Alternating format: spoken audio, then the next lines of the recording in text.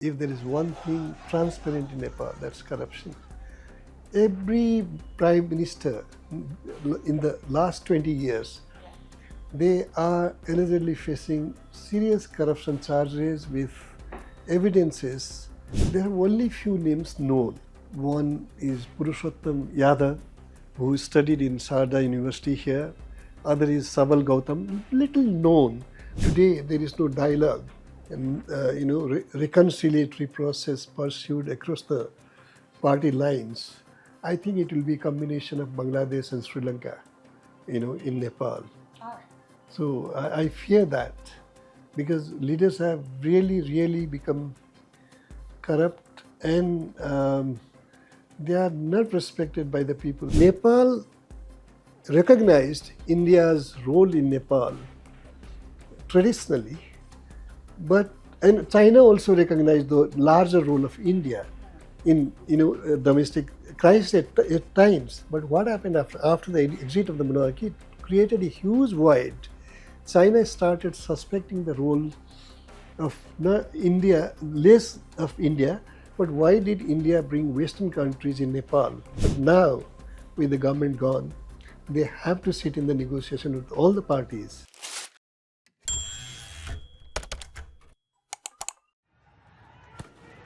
Nepal is on fire. The streets are filled with angry demonstrators. There is an indefinite curfew in Kathmandu. Tribhuvan International Airport has suspended all international flights. And of course, Prime Minister of Nepal, KP Sharma Oli, has resigned. There are curfews, demonstrations, and resignations. The government is under unprecedented pressure. What began as a sweeping social media ban protest has now exploded into a full-fledged political turmoil. I am Flora Swine and you're watching the official YouTube channel of the Indian Express. And to decode and break down what's happening in Nepal, we are joined by the senior journalist of the Indian Express who covers Nepal extensively for us, Mr. Yuvraj Khimere. Welcome, sir. Thank you. Starting off, we now know that this is not just about a social media ban. So can you tell us what exactly are the economic or political grievances that are spiking these protests? Well, when this new group appeared, Gen Z, all below 30, basically they raised 2 or 3 issues. One was rampant corruption in Nepal. Well, I've often been saying and writing that if there is one thing transparent in Nepal, that's corruption. Every prime minister in the last 20 years, Right. they are allegedly facing serious corruption charges with evidences produced by many media, but the government and parliament hasn't taken any cognizance because that is the privilege they enjoy. Not doing corruption and not being investigated is a major crime. They're all involved in. So the Gen Z group raised this corruption in high places. They wanted a probe, and then recent ban of the government on social media, a platform that was available for them to express their fury and vision, that deprived them of the platform they were using. Prime Minister Oli and the government were basically trying that by snatching this platform, they would remain silent, but just the opposite happened, and they chose September 4 to do a day-long protest, asking government and political parties to, respond to their demand. But before that also, in what appeared like warming up exercise, they are using TikTok and available social media, exposing the children of these high-level politicians, their extravagant life, they're frequenting to big hotels in Nepal and abroad, which they are posted in their social media. A situation was building up against them. And lastly, the government failed to anticipate the fact that fury of young people who want to create a situation favorable for their career inside Nepal is difficult from the rhetorical grievances of the political parties. Of course, of course. But at the same time, sir, how did the government resort to so much violence on day one itself? Because we saw the rubber bullets, we saw the water cannonballing, we saw the tear gases being hurled at them. This level of repression or oppression, for that matter, of the youth, isn't this a little extreme? It is extreme, and this is not the first time. Oli, personally, Prime Minister KP Oli, who is resigned now, he's earned notoriety Right. in suppressing the political dissent. On March 2, the state resorted to extreme violence Correct. during the pro-monarchy agitation, and there are many occasions when people saying something in social media have been arrested and all that. So after that repression of the March 2 movement, Oli was moving ahead, saying that whatever I want to do, I'll do, and I'll not let any dissents to grow and expand. That was the attitude the government adopted. And yesterday, during this movement, a 12-year-old child being hit in the head, hospitals, emergency ward being, a place for vandalism by the security forces, and Parliament, people have gone there and they have been targeted by the security forces. This is unprecedented, but this has become the only way in Nepal. And he didn't realize, the Prime Minister didn't realize that this will have huge repercussions and retaliation. That's exactly what happened today. If the state was not as ruthless, maybe today's incident, ministers having to be evacuated from their official residences, Prime Minister having to be re-evacuated, leaders of at least the houses of at least 4 former Prime Ministers and President being damaged, that situation would not have come. Basically, the government provoked. Absolutely. We shall circle back to the ex-prime ministers and how this has been the only way, like you mentioned. But I want to sort of digress, and I want to know that the numbers of protesters on the streets are unprecedented. It's a massive crowd out there. And according to the last data we had around 19 people killed and over 400 injured. Who are these protesters? Who's backing them? Who are the student leaders or youth leaders, for that matter? Yes, there are only few names known. Okay. One is Purushottam Yadav, who studied in Sarda University here. Other is Saval Gautam, little known, but worried about. I think, let me also explain a background. This is what I feel. Yeah. After what has been happening to Nepalese students and other South Asian students also in the US, that used to be their dream destination. Okay. They are now realizing that they need to create a very congenial atmosphere for them to pursue their career and grow inside the country, because you cannot be very dependent and certain about what happens in the US. Yes. On an average, 2,200 Nepalese youths go abroad for studies, to seek job, maybe Gulf countries, US, UK, European countries. But now when they see some kind of problems arising in that earlier dream, they are trying to find their future in their own country. Right. That one. And now, because in this digital era, IT connectivity is growing, they are into IT business and all that, and they are collaborating, in their own way with the Western companies and making a kind of generating some employment for themselves and income. The government, by banning social media, deprived that opportunity also. Yeah. So that really made them angry.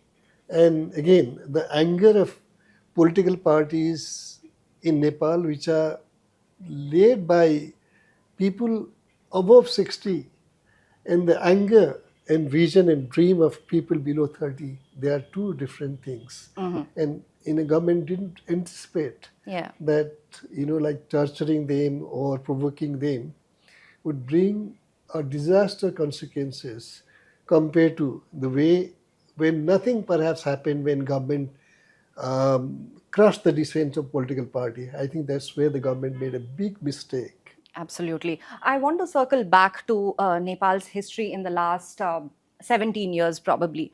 The fall of the monarchy, the multiple changes. I think about a dozen prime ministers have changed in the last 17 years. Can you give us a brief history on that? Well, like Nepal, I'll, like go back to 1996 Yes. when Nepal's democracy, multi-party democracy was just 6 years old. And when the Maoist insurgents, Maoists began their insurgency ostensibly to, establish republic in Nepal. 17,000 people were killed in 10 years of insurgency, until 2006. That means every year 1,700, every day maybe five, on an average 5 people. What happened yesterday, on one single day, on one whimsical decision of the Prime Minister or the government of the day, 19 people at least lost their lives. Correct. Young people who had, much potential to demonstrate. And that really made the government absolutely ruthless. The record number of deaths and the gruesome manner of killing, Yes. that's one. And after that, 2006, when King Gyanendra took over power, saying, give me 3 years, I'll bring Maoists to the peace, or I'll defeat this movement. We, and most people in political party, we the media, we opposed it, saying the constitution doesn't give that right. Even Yes. though you are constitutional monarchy, you are guardian, like custodian of, guardian of the constitution, you don't have that right. We opposed that. And there was movement, king handed back the power that he had taken. But what followed after that was Maoist, in a deal that India brokered or mediated, 7 political parties and Maoists who India had called terrorists. Yes. They were brought together in the anti-monarchy platform. Correct. But in that, 2 things happened. One was new political objective, but in that political process, they didn't involve the monarchy and traditional forces. That was a blunder. Excluding one, okay, they were demonized. They were not really, holding forth them, but to exclude them from the political party, one, for political process, and second, because Maoists had to be brought in the political process to end the conflict, to exclude one major part of the conflict from the peace process was another blunder, Okay. in which I think partly the blame goes to India also. Absolutely. And it's like, what would have happened if Nelson Mandela had said, we don't want to involve apartheid regime or their representatives in the Fight for freedom. interim government Yeah. or peace process. Yeah. That blunder they committed, nowhere does it happen. Even the UN is guilty here. UN set up an office on the request of Nepal's political parties to facilitate the peace process, and UN also pursued that politics of exclusion in the Right. peace process. Absolutely. That's why in 19 years after the peace accord was signed, we haven't seen transitional justice getting anywhere. Peace without justice is unthinkable. That's what Nepal is facing today.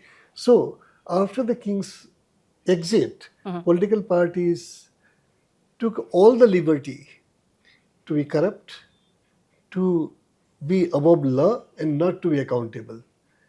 Oli is not exception. Today, if you see political party leaders of the political houses almost becoming homeless and being evacuated or rescued by the army, is because of the image they have earned is because of what they did, like putting themselves above the law and indulging in corruption, ignoring any demand made so far to, form a probe committee into corruption in high places. Absolutely. So I would also like to ask you, uh, is this Nepal's Bangladesh moment? Because exactly a year ago, with Sheikh Hasina's ouster, there was exactly this sort of a template where the youth led the protests and they toppled the entire government machinery. So do you think this is Nepal's Bangladesh moment? Yeah, I think that if,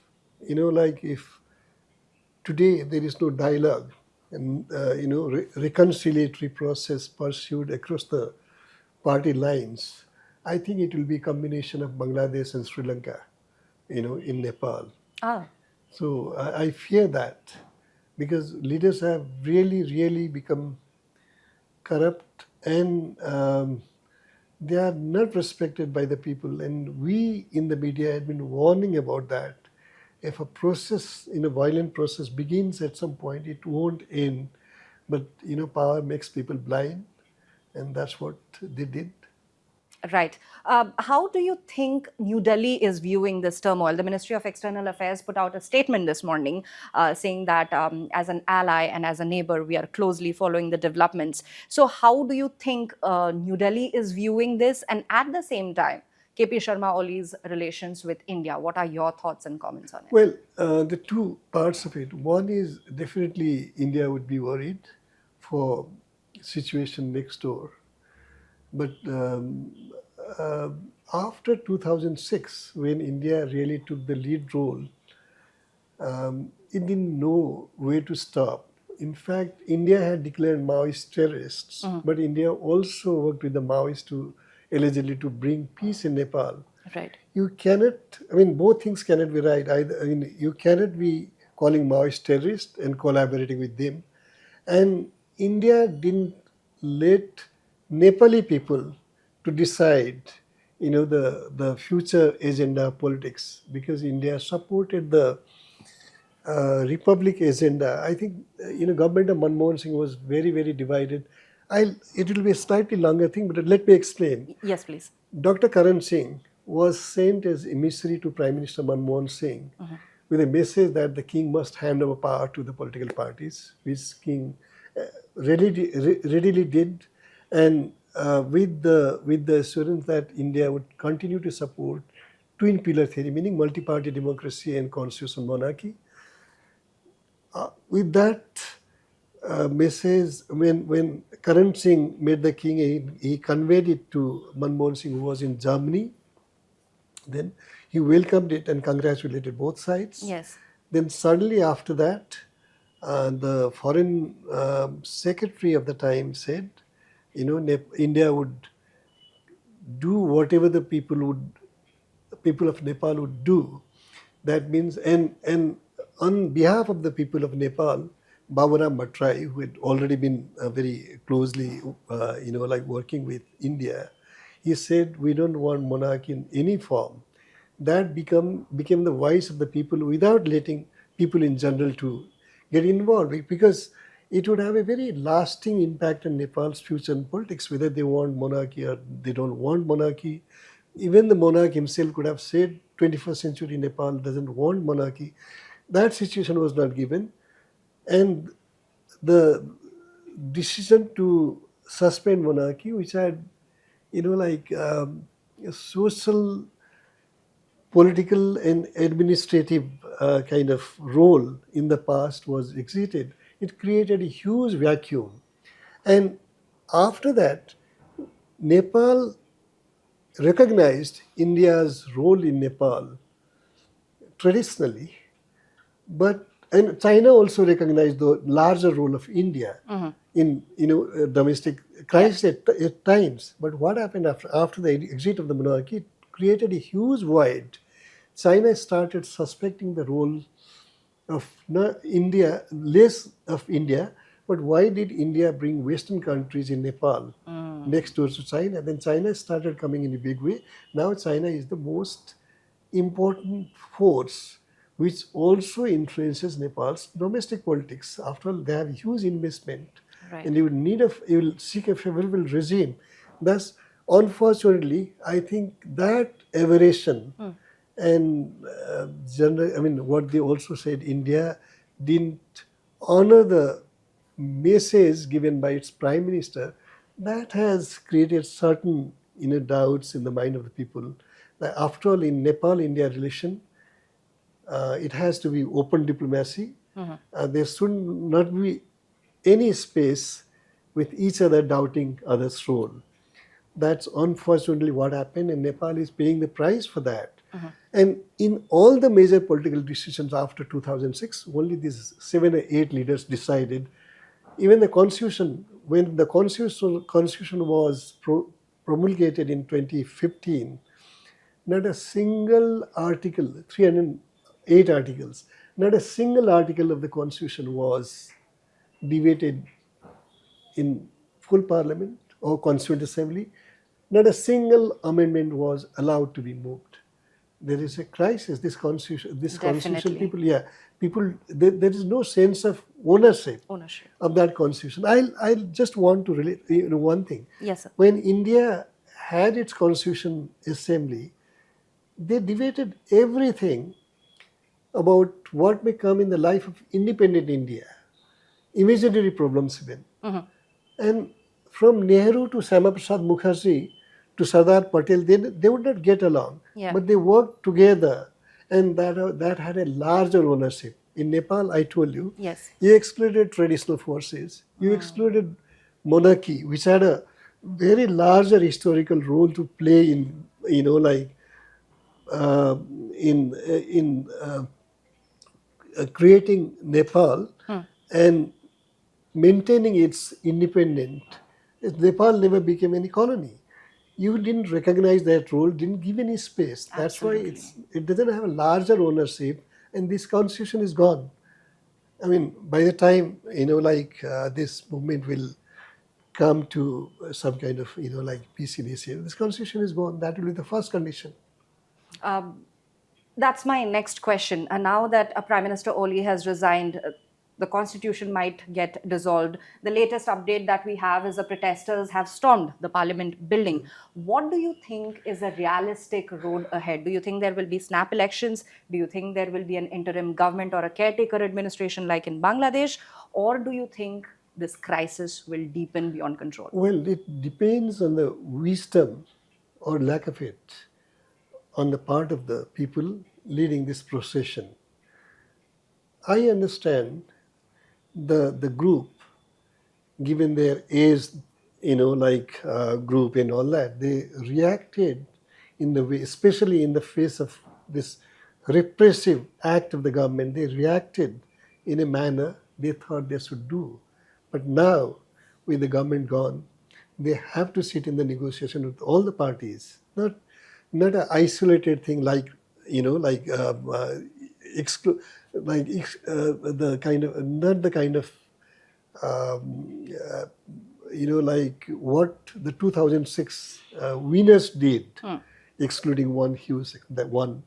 Two, maybe, I'm never in favor of army playing a political role. But unfortunately, in Nepal's case, with political parties, seen as corrupt outfits, with all the constitutional bodies packed with political activists, army appears to be the only state-bearing institution. So there could be one way, could be army acts as a facilitating platform, not to take power, to bring these political parties, king, agitating groups together and find a way out. My fear is when in a movement you don't have a structured, institutions leading it. You don't have a known command and control system. Right. That might create further chaos. Yes. So I think it is, if the youths are agitating to to ensure that they have a better future, and they must work for a society and country where all sides find a place together, and that's the biggest challenge. And they have to, if they want to prove that they are better than the leadership they were agitating against, they have to prove their wisdom. Let's see, it's too early to say that. Absolutely. Our expert on Nepal has spoken. The Himalayan country's future is uncertain. It could be the army that can lead. It is up to the youth leaders who have been protesting and asking for their rights and expressing themselves. What will be their role? That needs to be seen. And of course, the road ahead for the country overall is all out there. You can follow all the updates as it happens, the live updates on the official website on the Indian Express and on the official YouTube channel of the Indian Express. I am Flora Swine, and with me, Yuvraj Ghimire, the senior journalist of the Indian Express, who covers Nepal for us. Thank you for watching.